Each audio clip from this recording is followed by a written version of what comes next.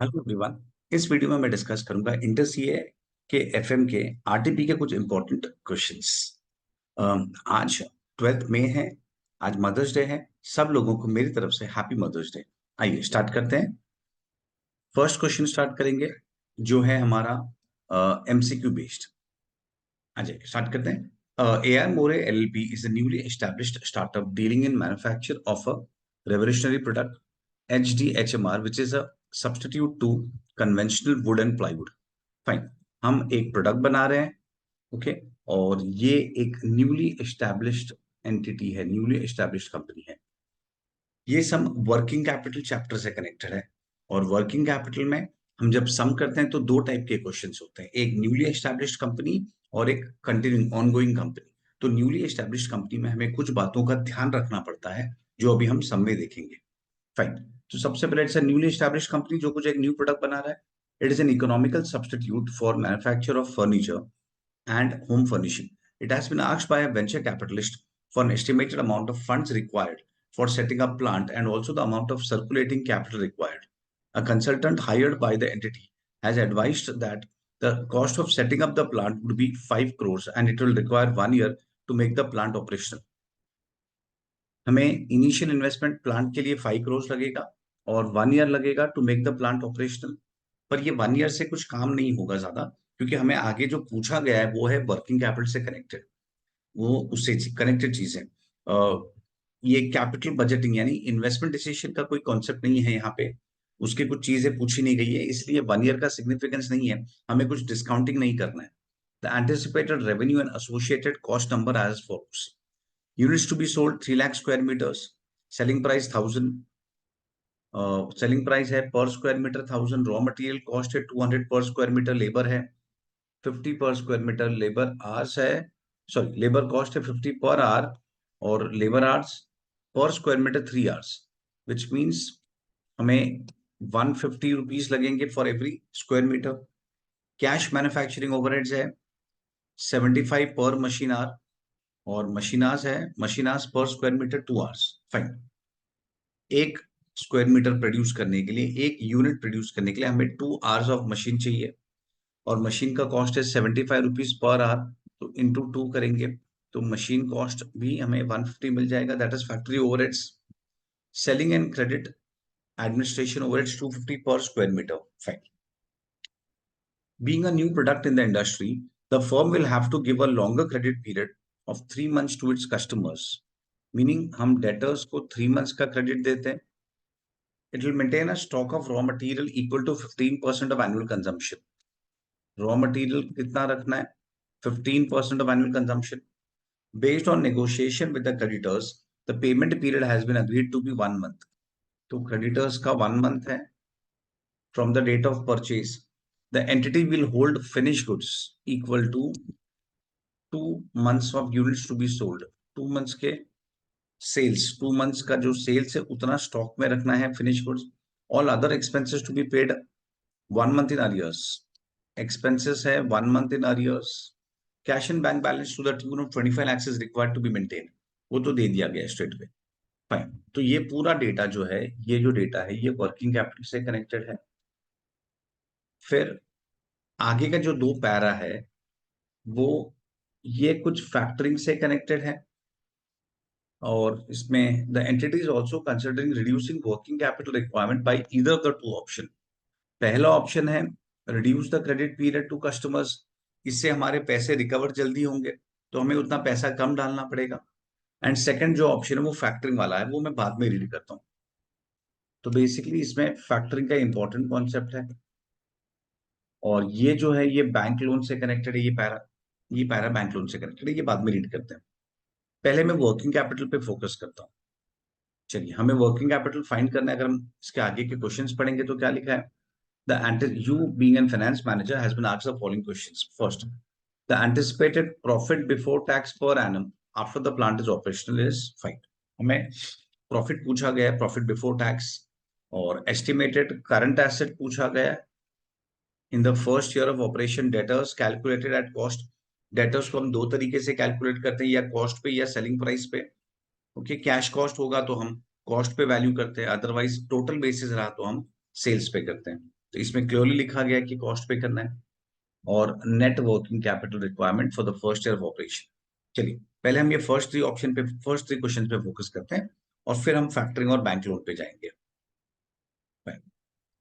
तो first question में पूछा गया प्रॉफिट बिफोर टैक्स। चलिए देखिए, फर्स्ट पैरा में तो यही लिखा था कि ये न्यू कंपनी है, न्यू प्रोडक्ट बना रहा है, और जो उसके प्लांट है उसके इनिशियल कॉस्ट 5 करोड़ है, और उसे 1 ईयर लग जाएगा बनने में।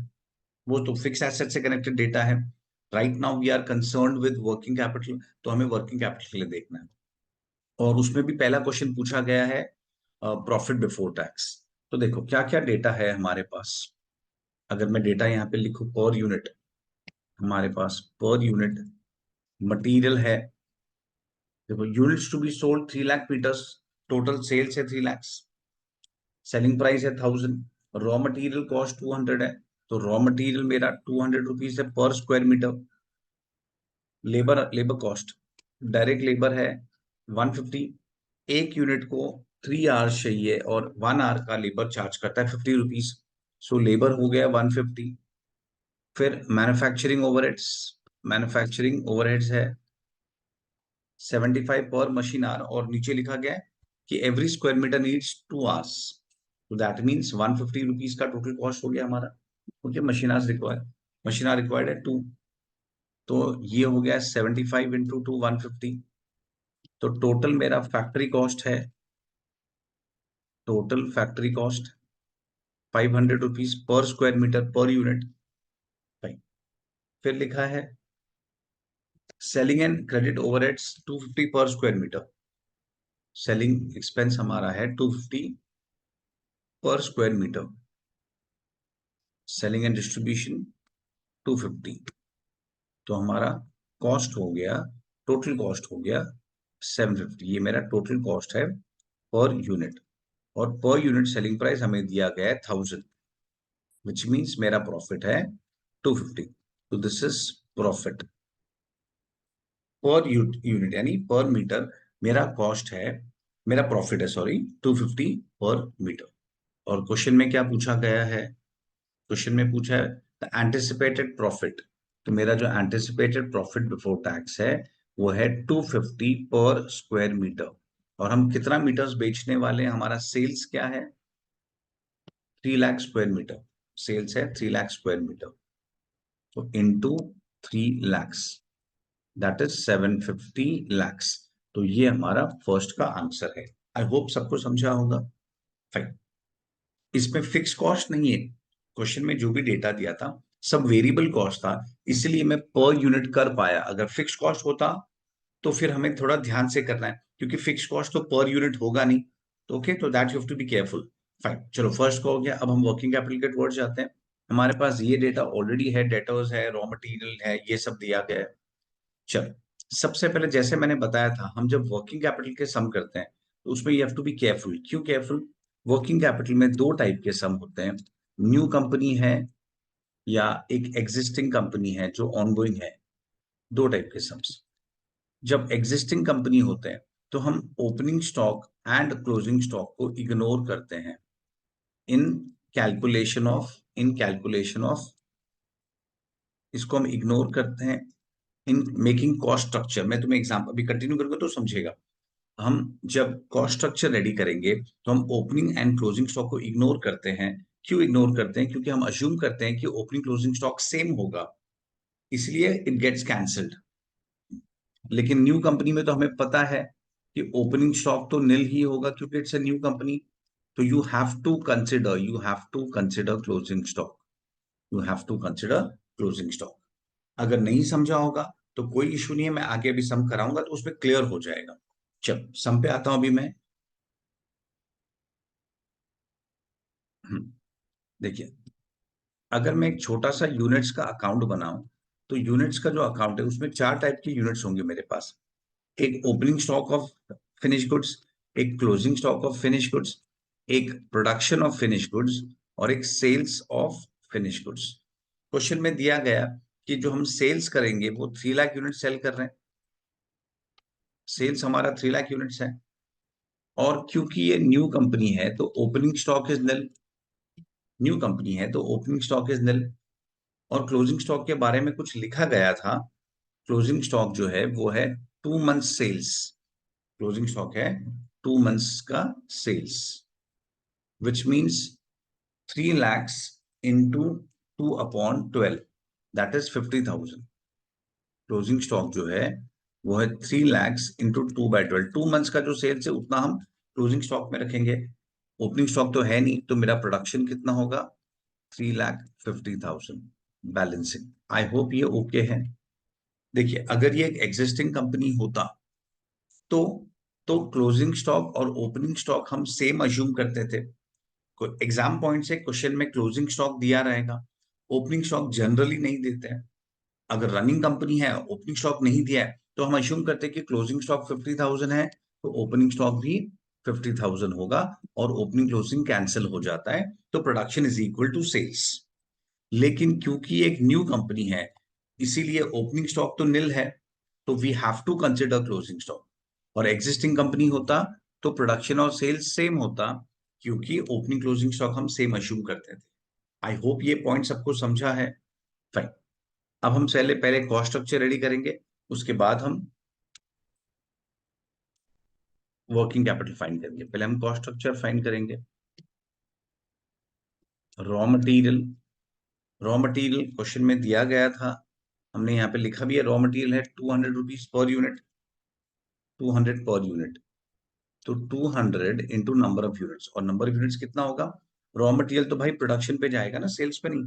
जितना हम प्रोड्यूस करेंगे उतने यूनिट्स पे जाएगा। 3,50,000, 3,50,000 सी। इसीलिए it is very important that you should identify कि ये न्यू कंपनी है कि ये एग्जिस्टिंग कंपनी है। क्योंकि अगर ये एग्जिस्टिंग कंपनी होता, सपोज सपोज ये एग्जिस्टिंग कंपनी होता, अगर ये एक एग्जिस्टिंग कंपनी होता तो फिर मैं क्या करता? सेल्स तो दिया गया 3 lakh, closing stock 50,000, opening stock और प्रोडक्शन।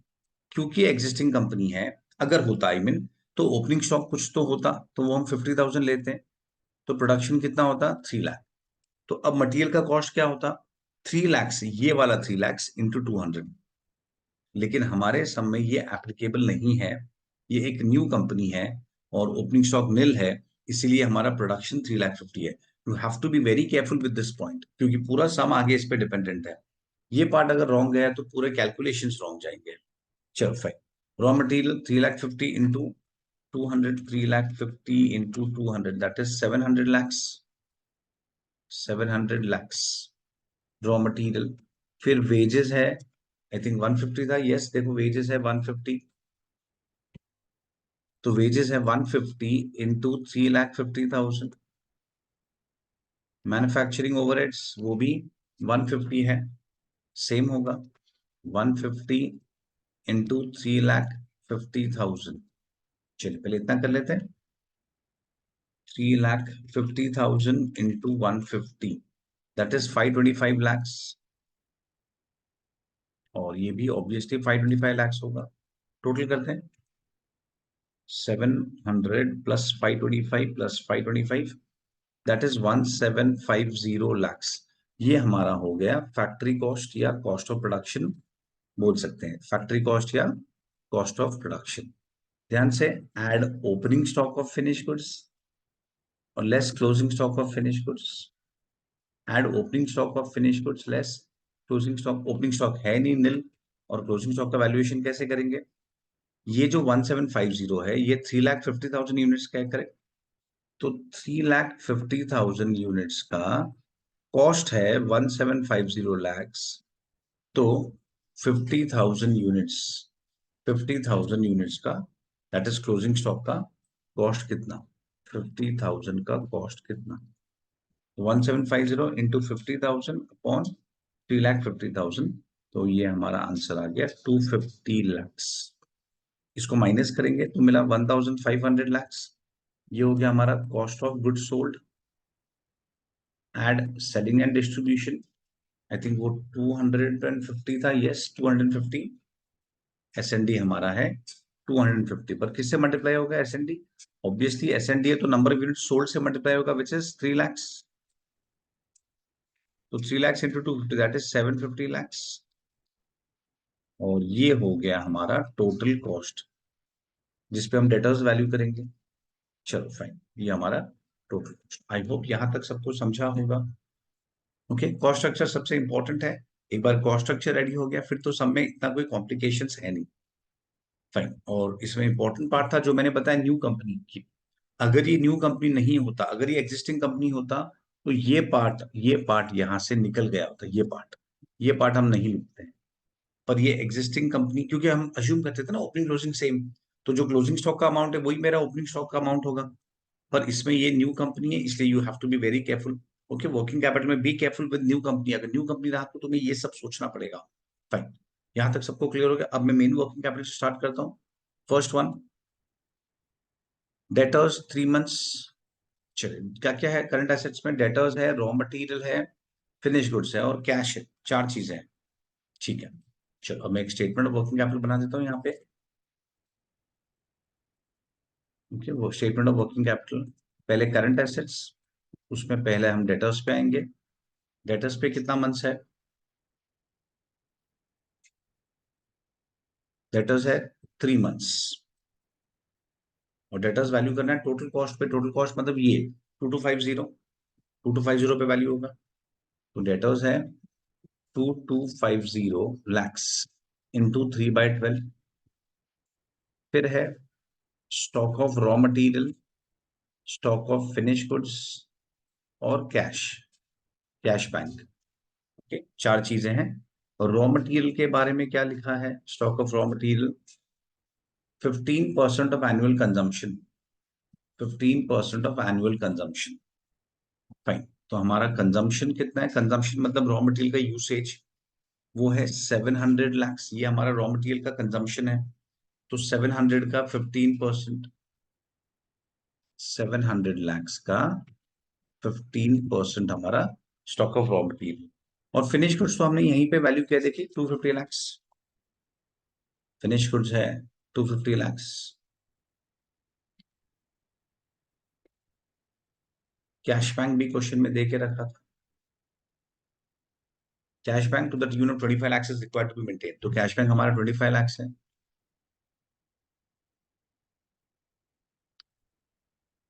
चलो डन। 2250 डेटर्स है इंटू 3/12, दैट इज 562.5 लैक्स। और ये है 700 का 15%, दैट इज 105 लैक्स। तो टोटल हो गया 562.5 प्लस 105 प्लस 250 प्लस 25। तो हमारे करंट एसेट्स हो गए 942.5 लैक्स। ओके, तो करंट एसेट का फिगर रेडी हो गया है। नेक्स्ट अभी हम करंट लाइबिलिटीज पे आते हैं। उसमें एक तो क्रेडिटर्स है और एक आउटस्टैंडिंग एक्सपेंस दिया गया था। पहले आउटस्टैंडिंग एक्सपेंस ले लेता हूँ। आई थिंक वो 1 मंथ है, जस्ट चेक कर लेते हैं। यस, एक्सपेंसेस का टाइम लैग 1 मंथ है। All other expenses to be paid 1 month in arrears. Okay, अब इसमें हमें समझना है कि ऑल एक्सपेंसेस मतलब क्या क्या क्या आएगा उसमें। मटेरियल आएगा, लेबर आएगा और मैन्युफैक्चरिंग आएगा, एसएनडी आएगा, उसमें से क्या आएगा? तो हम जब एक्सपेंसेस बोल रहे हैं तो उसमें आएगा लेबर आएगा, मैन्युफैक्चरिंग ओवरहेड्स आएगा और एसएनडी, ये 3 एक्सपेंस आएंगे। मटेरियल नहीं आएगा। रीजन, क्योंकि मटेरियल के लिए सेपरेटली क्रेडिटर्स दिया गया है। मटेरियल के लिए सेपरेटली क्रेडिटर्स का टाइम पीरियड है। इसीलिए एक्सपेंसेस का जो डेफिनेशन है उसमें क्या आएगा? एक्सपेंसेस में क्या आएगा? Labour, manufacturing and S and D. चलो, तो उसका 1 मंथ है। तो लेबर है, यहां से लेंगे लेबर 525, मैन्युफैक्चरिंग 525 और एसएनडी 750। ये 3 एक्सपेंसेस है हमारे पास। तो 525 प्लस 525 और प्लस 750, तो this into 1/12, this into 1/12। 525 plus 525 plus 750 divide by 12, तो ये हो गया 150 लैक्स। अब हम क्रेडिटर्स पे आते हैं। You have to be careful with creditors. Creditors पे संभालो। क्रेडिटर्स का कैलकुलेशन कैसे होगा? देखो, यहाँ पे क्रेडिटर का टाइम पीरियड क्या दिया है? the the payment period has been agreed to be 1 month from the date of purchase, from the date of purchase। फिर से हमें न्यू कंपनी और एग्जिस्टिंग कंपनी को डिस्कस करना पड़ेगा। क्रेडिटर्स किस पे डिपेंडेंट होता है, ध्यान रखना।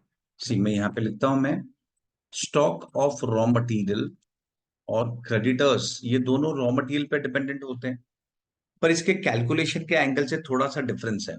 Stock of raw material generally consumption, पूरे साल का जो कंजम्पशन है उस पर डिपेंडेंट है, मतलब उसका जो कैलकुलेशन करेंगे वो कंजम्पशन पे करना है, और जो क्रेडिटर्स का कैलकुलेशन करना है वो परचेज पे करना है, परचेज ऑफ रॉ मटेरियल। तो ये डिफरेंस ध्यान रखो। अगर हम stock of raw material calculate करते हैं तो कंजम्पशन पे कैलकुलेट करना है, और क्रेडिटर्स फाइंड करना है तो परचेज पे करना है। फाइन, तो पहले मैं परचेज फाइंड करता हूँ, पहले मैं एज अ वर्किंग नोट एक परचेजेस फाइंड करता हूँ, यहीं पे आ जाते हैं। ओके, तो परचेजेस क्या होते हैं, या साइड में लिख देता हूँ, 1 सेकेंड, यहाँ पे एक वर्किंग नोट करता हूँ, कैलकुलेशन ऑफ परचेजेस। ओके, देखिए,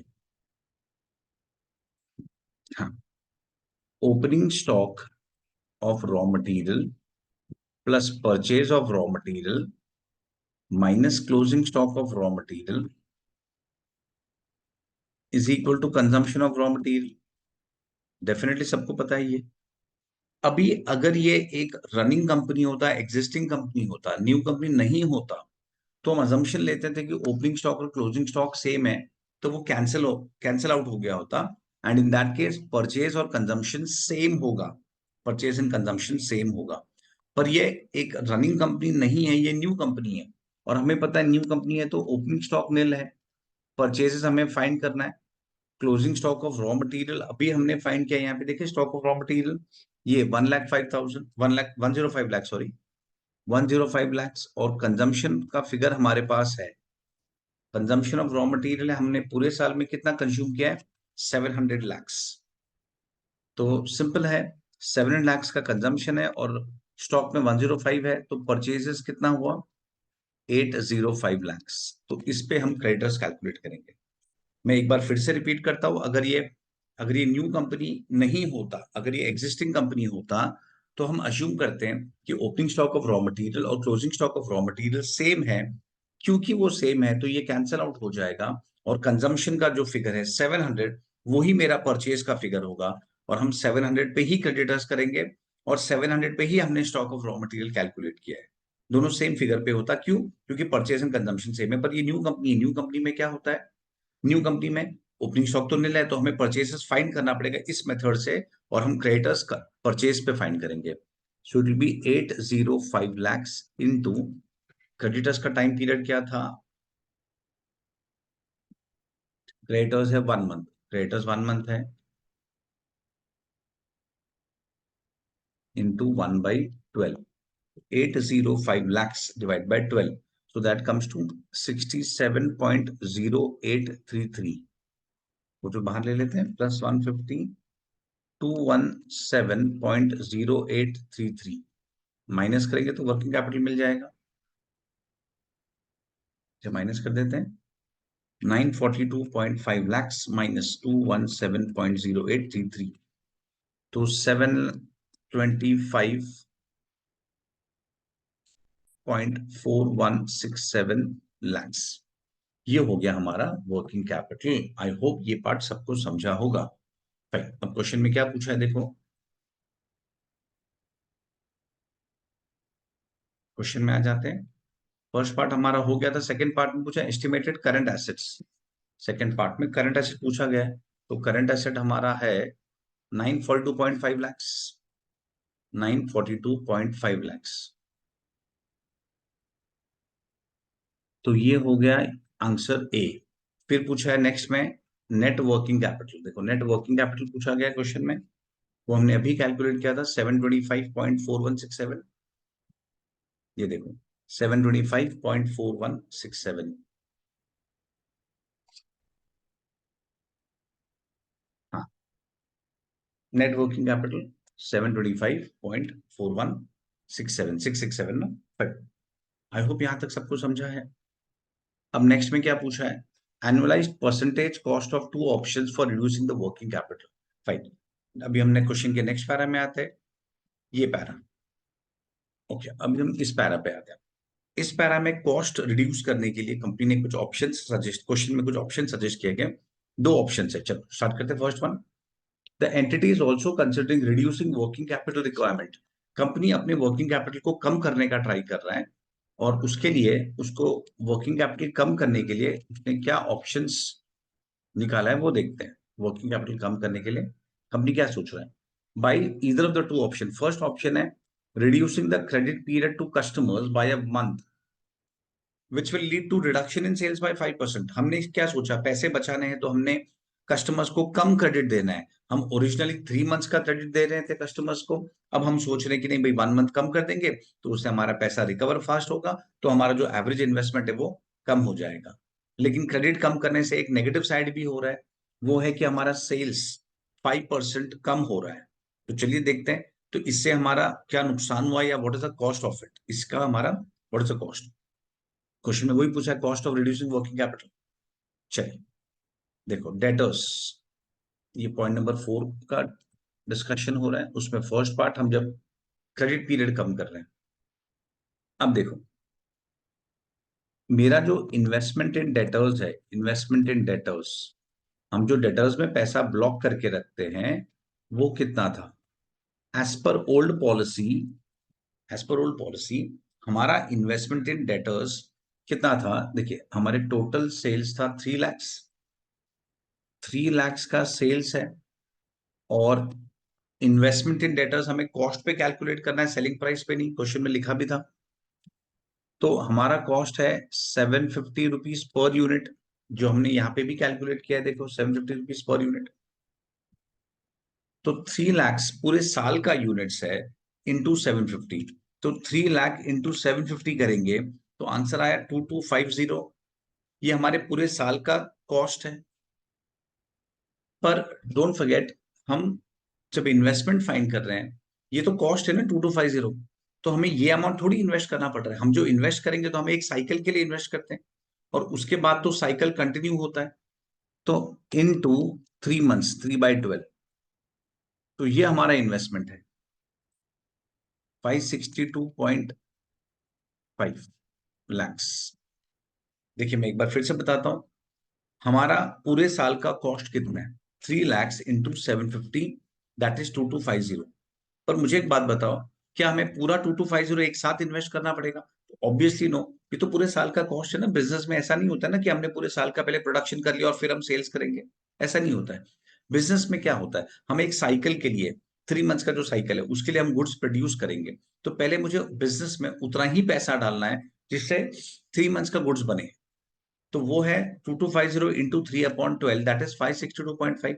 वो पैसा मैंने बिजनेस में इन्वेस्ट किया, डेटर्स में इन्वेस्ट किया, और फिर मैं गुड्स बनाऊंगा और उससे बिकेगा, और फिर पैसे आएंगे, और फिर वो रिसाइकल होता रहेगा। तो हमें खाली फर्स्ट साइकिल, बिजनेस का जो फर्स्ट साइकिल होता है उसे स्टार्ट करने के लिए पैसे डालने होते हैं, हर साइकिल में नहीं डालना होता है नॉर्मली।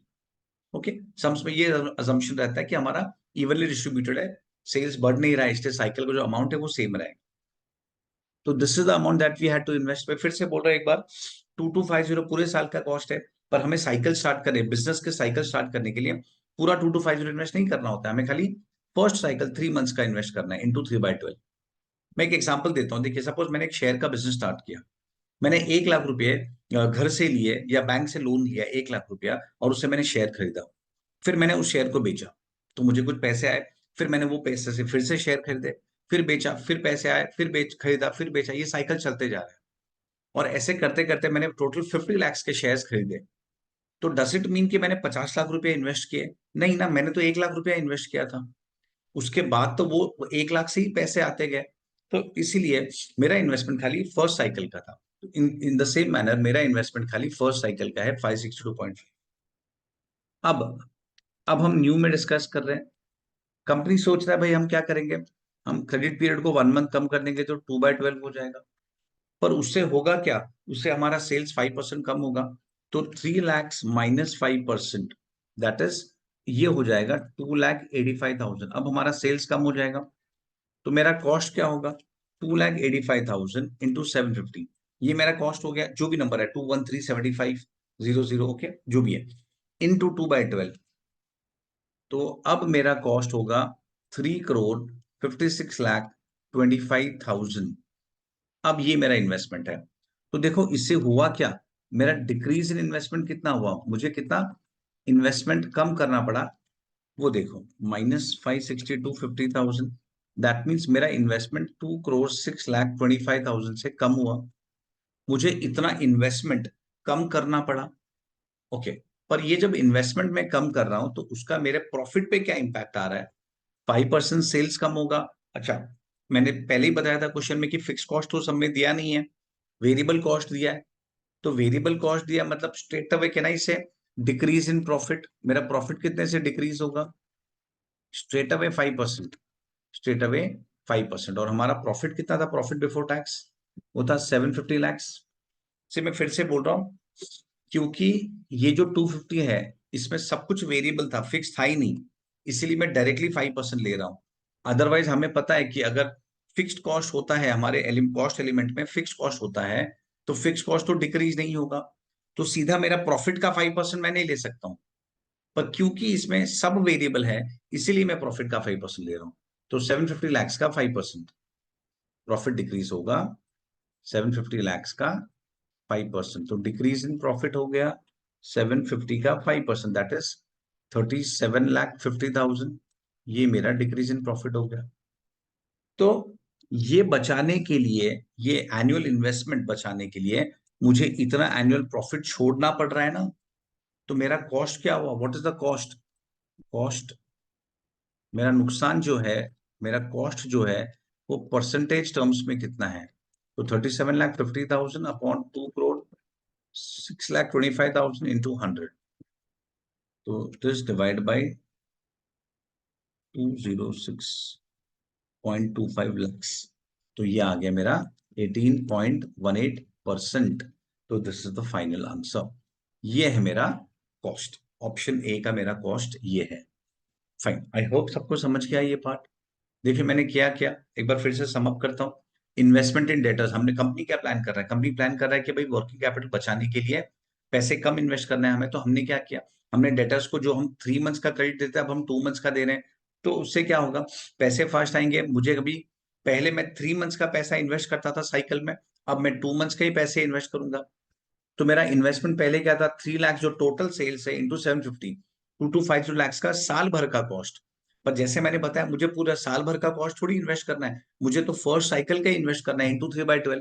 तो ये मेरा कॉस्ट था पहले, और अब न्यू पॉलिसी के हिसाब से मेरा हो गया 356। न्यू में हमने क्रेडिट पीरियड कम किया तो सेल्स भी कम हुआ, इसीलिए 285 पे इंटू 750 जो भी कॉस्ट है उसका 2 months का साइकिल का मुझे इन्वेस्ट करना है। तो मेरा इन्वेस्टमेंट ये हो गया।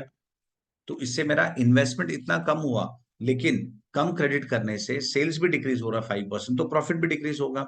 और क्योंकि इसमें सब कुछ वेरिएबल है, तो मेरे डायरेक्टली मैंने फाइनल प्रॉफिट का 5% ले लिया। अगर फिक्स कॉस्ट होता तो अपने को पता है क्या करना है, you have to make a statement, fix cost in नहीं होगा, ध्यान रखना। पर इसमें फिक्स कॉस्ट था ही नहीं, तो गुड। तो इतना प्रॉफिट डिक्रीज हुआ, तो ये मेरा डिक्रीज इन प्रॉफिट है। सेकंड, हाँ, तो ये मेरा डिक्रीज इन प्रॉफिट है, ये मेरा डिक्रीज इन इन्वेस्टमेंट है। तो मेरा कॉस्ट क्या हो गया, 37,50,000 डिवाइड बाई 206.25 lakhs। तो मेरा टोटल कॉस्ट आ गया 18.18%। I hope we are okay with this part. चल, ये हो गया। अब हम बी पार्ट पे आएंगे, फैक्टरिंग। सेकंड पार्ट है फैक्टरिंग। फैक्टरिंग में क्या कॉस्ट है देखते हैं। B part, engaging. Second option क्या है, engaging with a factor for managing the receivables who will charge a commission of 2% of invoice value and will also advance 65% of receivables at 12% per annum। ये part properly देखो। Factoring का जो सम है, RTP में जो सम पूछा है और एमटीपी 1 में जो सम पूछा है, दोनों फैक्टरिंग का है, पर दोनों का अप्रोच अलग है। You have to be very clear, दोनों का अप्रोच अलग है। देखो ध्यान दो, यहाँ पे क्लियरली लिखा गया है कि फैक्टर हमें हमें एडवांस करेगा पैसा। कितना एडवांस करेगा? 65% ऑफ रिसीवेबल्स। सीधा सीधा लिखा गया है। वेराज एमटीपी 1 में पूरा डिफरेंट अप्रोच है, वो मैं एमटीपी 1 के वीडियो में बताऊंगा। पर यहाँ पे फिलहाल it's very clear, very clear. Advance कितना होगा? 65% of receivables at 12% per annum. और उसके सामने वो चार्ज क्या करेगा? 2% कमीशन चार्ज करेगा। ओके, फिर this will lead to savings in admin and bad debts cost to the extent of 20 lakhs and 16 lakhs। इससे होगा क्या कि जो हमारा फैक्टर है वही हमारा बैड डेट्स बेयर करेगा, वही हमारा सब कुछ बेयर करेगा, बैड डेट्स और एडमिन का कलेक्शन कॉस्ट, तो वो हमारा सेविंग्स हो जाएगा। चलिए फैक्टर पे आता हूं, मैं भी फैक्टरिंग पे आता हूं, सेकेंड पार्ट पे आता हूं, बी पार्ट, फैक्टरिंग।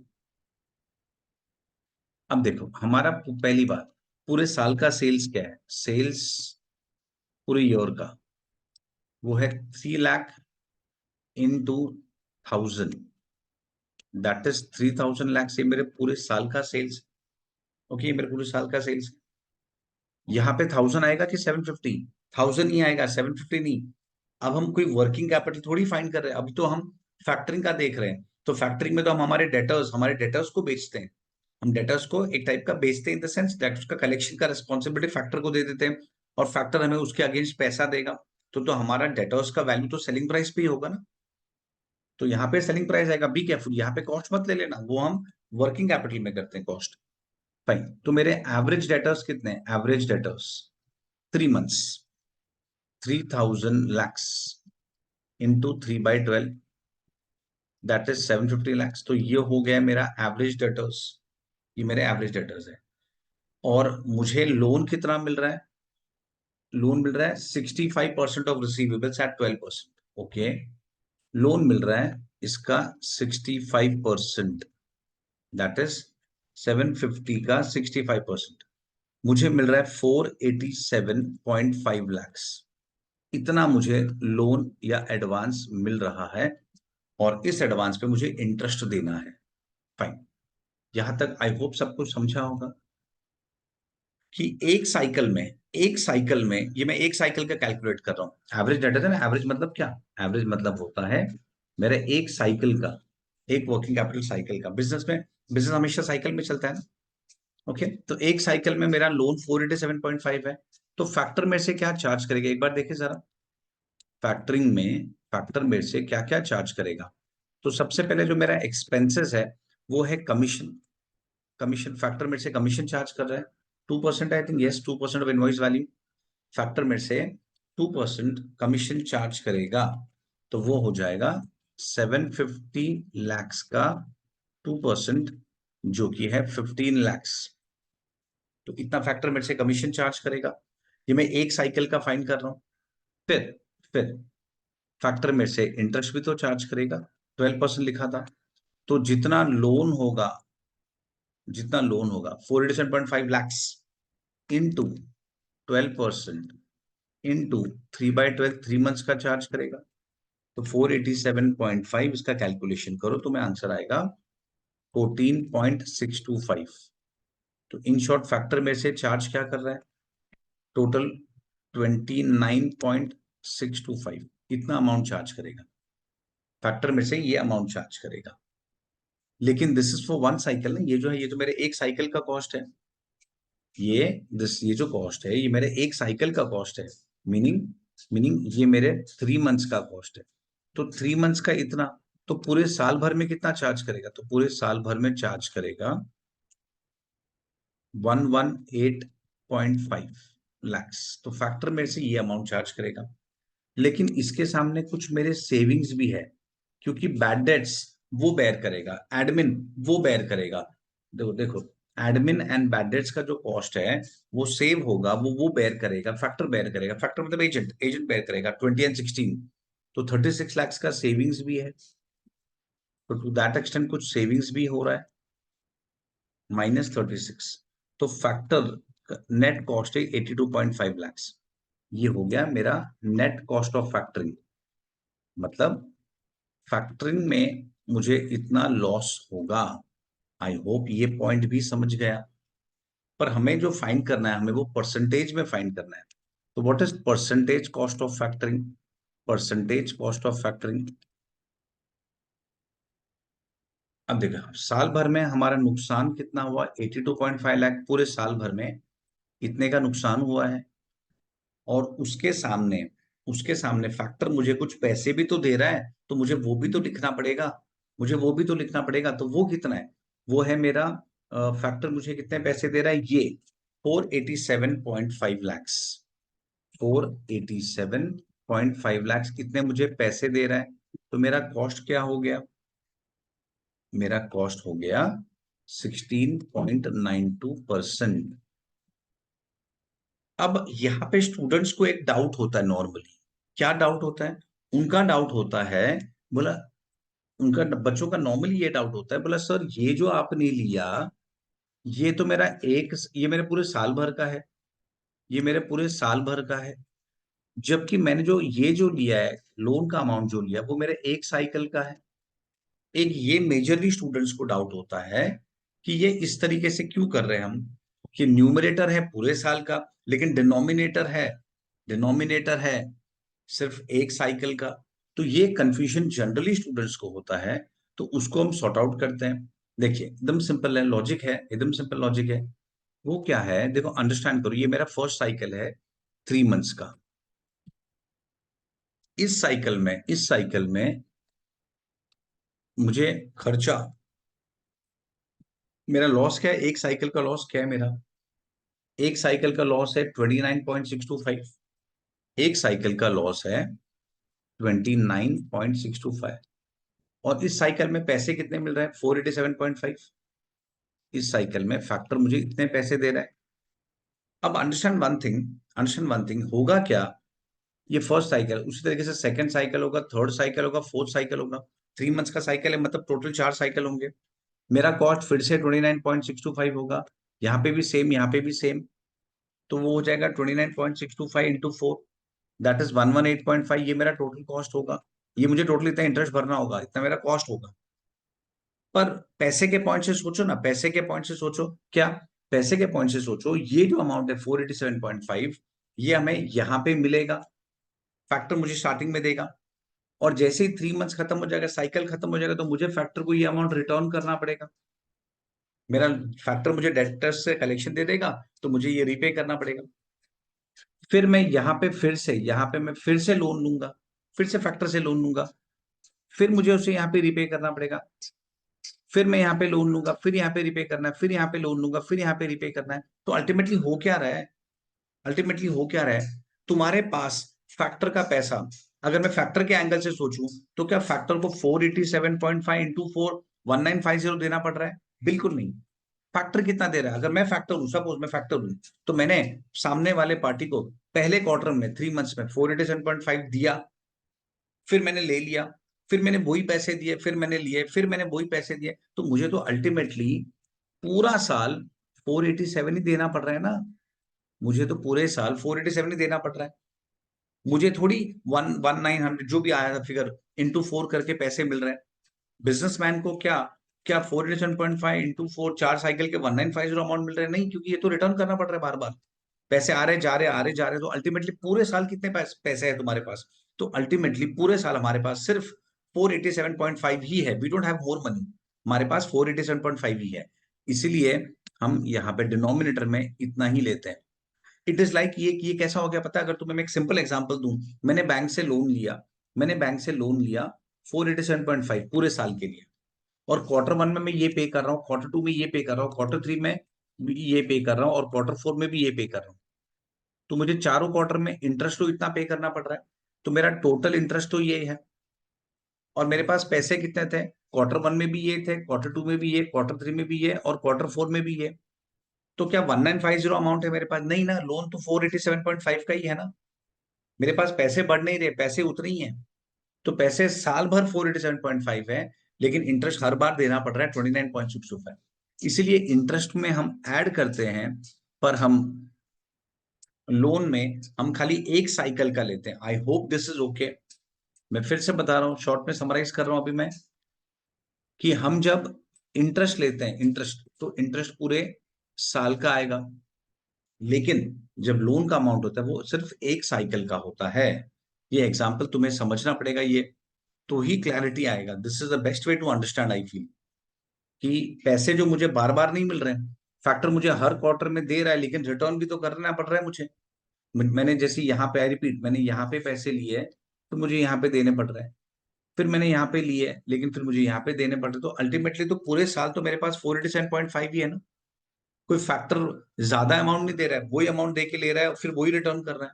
तो इस तरीके से लोन का अमाउंट 487.5 ही है थ्रू आउट द ईयर, पर इंटरेस्ट मुझे एक्स्ट्रा पे करना पड़ता है। तो ये सबसे इंपॉर्टेंट पॉइंट है। थोड़ा डिफिकल्ट पॉइंट भी है, पर I hope you all have understood it. Fine, आगे जाता हूँ, नेक्स्ट पॉइंट पे आता हूँ। अब हम बैंक लोन वाले पार्ट में आ जाते हैं।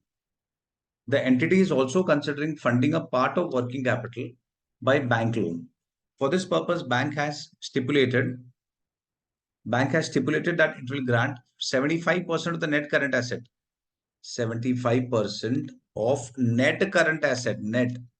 Net current asset मतलब working capital, and gross capital employed मतलब करंट एसेट। ध्यान रखना, क्वेश्चन में अगर लिखा होगा ग्रॉस कैपिटल एम्प्लॉयड मतलब करंट एसेट, और नेट कैपिटल एम्प्लॉयड लिखा होगा net working capital, sorry, question में अगर लिखा होगा ग्रॉस वर्किंग कैपिटल तो उसका मतलब होता है करंट एसेट, और क्वेश्चन में लिखा होगा नेट वर्किंग कैपिटल तो वो हमारा सी ए माइनस सी एल होता है, या gross current asset. Okay, this way. तो in short what I am trying to say कि ग्रॉस लिखा है मतलब करंट एसेट, और नेट लिखा होगा मतलब सी ए माइनस सी एल। और यहाँ पे क्या लिखा है, यहाँ पे उन्होंने लिखा है bank will grant 75% of net current asset. तो नेट करंट एसेट मतलब करंट एसेट नहीं, नेट करंट एसेट मतलब वर्किंग कैपिटल। फिर as advance against working capital, the bank has quoted 16.5% rate of interest with the condition of opening a current account with it. Bank ने बोला भाई हम 16.5% charge करेंगे, पर तुम्हें हमारे पास एक करंट अकाउंट ओपन करना पड़ेगा। Okay, which will require 10% of loan amount to be minimum average balance.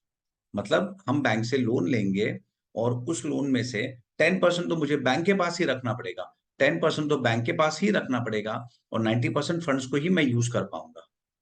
Okay, ये बैंक का कंडीशन है। फाइन। तो क्वेश्चन में क्या पूछा है, हम क्वेश्चन में देखिए, ये तो हमारा हो गया, फोर्थ पार्ट हो गया, annualised percentage cost of two option for reducing the working capital. हमें आई थिंक 18.18 आया था, और इसमें आया था 16.92 आया था। जस्ट चेक कर लेते हैं एक बार। यस, 16.92। तो ये हमारा था 18.18 और 16.12। अब क्या पूछा, what is the maximum permissible bank finance, मतलब कितने पैसे मिलेंगे, एंड एनुअलाइज्ड परसेंटेज कॉस्ट। तो इट्स वेरी सिंपल, सी हमें पैसे कितने मिलेंगे, मैक्सिमम परमिसिबल बैंक फाइनेंस कितने होंगे। क्वेश्चन में लिखा था 75%, किसका 75%, नेट करंट एसेट का। नेट करंट एसेट मतलब वर्किंग कैपिटल। तो हमारा वर्किंग कैपिटल क्या था, वर्किंग कैपिटल था ये, सॉरी, वर्किंग कैपिटल था ये वर्किंग कैपिटल फाइनली 725.4167,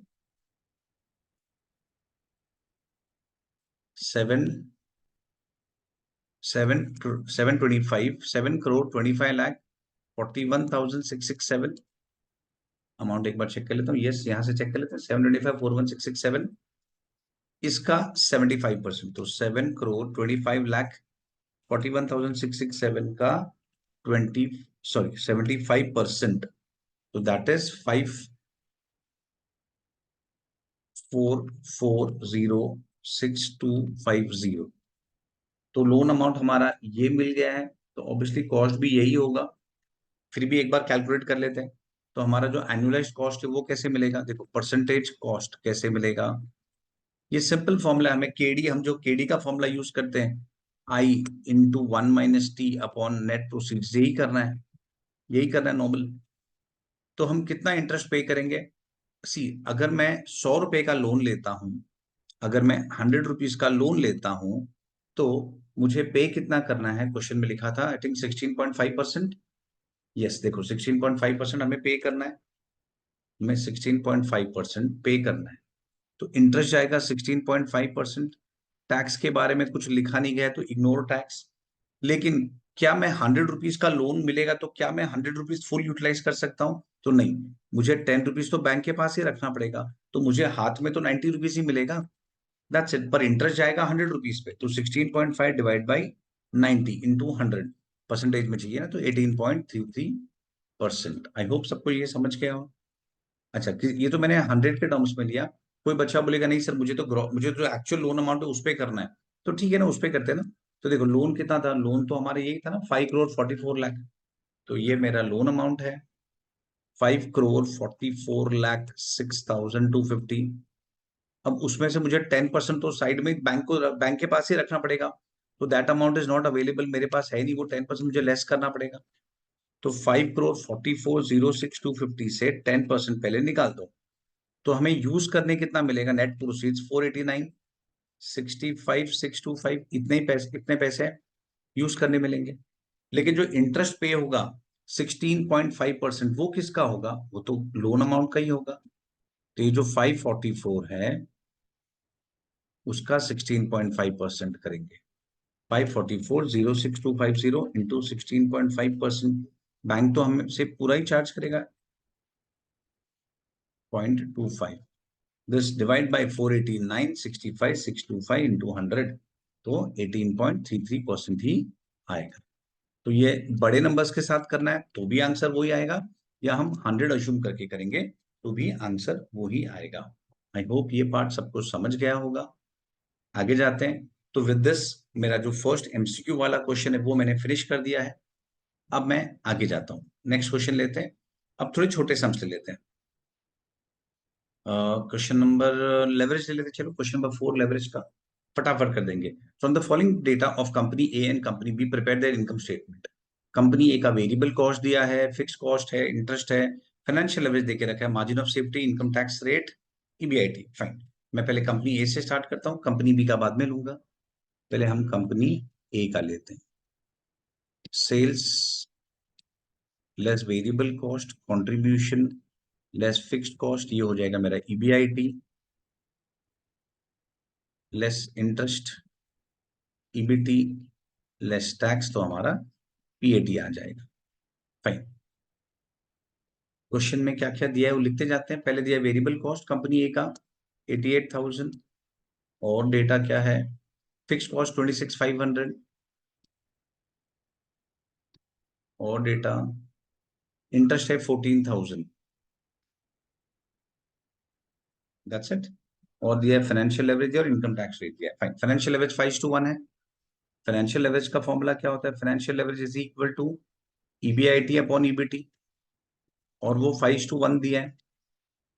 इसका मतलब कि अगर मेरा ईबीआईटी 5 है, अगर मेरा ईबीआईटी 5 है तो मेरा ईबीटी 1 हुआ। ईबीआईटी 5 है तो ईबीटी 1 हुआ ना। तो इंटरेस्ट कितना हुआ? 4। क्रॉस मल्टीप्लीकेशन करो, 14,000 इंटू 1 डिवाइड बाई 4, तो हमें मिल जाएगा ईबीटी 3,500। अब रिवर्स जाए, रिवर्स जाएंगे तो ऐड करना होगा ना, क्योंकि सब माइनस है। तो प्लस 14,000, तो ये हो गया 17,500, प्लस 26,500, तो ये हो गया 44,000, एंड प्लस 88,000, तो ये हो गया 1,32,000। और टैक्स रेट है हमारा 30%, टैक्स रेट है 30%।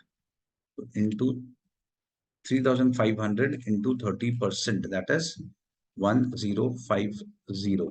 तो बैलेंस प्रॉफिट बचा 2,450। That's it. इससे हमारा कंपनी ए का पार्ट रेडी हो चुका है। अब हम कंपनी बी में आते हैं। कंपनी बी में आते हैं। कंपनी बी, ये इंपॉर्टेंट है, प्रॉपर्ली देखो कंपनी बी का पार्ट। फिर से पहले मैं स्टेटमेंट रेडी करता हूँ। Sales less variable cost, contribution less fixed cost, EBIT less interest. EBIT को हम ऑपरेटिंग प्रॉफिट भी बोलते हैं। EBIT is nothing but operating profit, business से क्या कमाया, ईबीटी लेस टैक्स, तो पीएटी। अब सेकंड पार्ट, ये कंपनी भी इंपॉर्टेंट है, इस पे ध्यान देना जरा। कंपनी भी इंपॉर्टेंट है, इसमें कुछ मार्जिन ऑफ सेफ्टी दिया गया है 0.25, दैट इज 25%।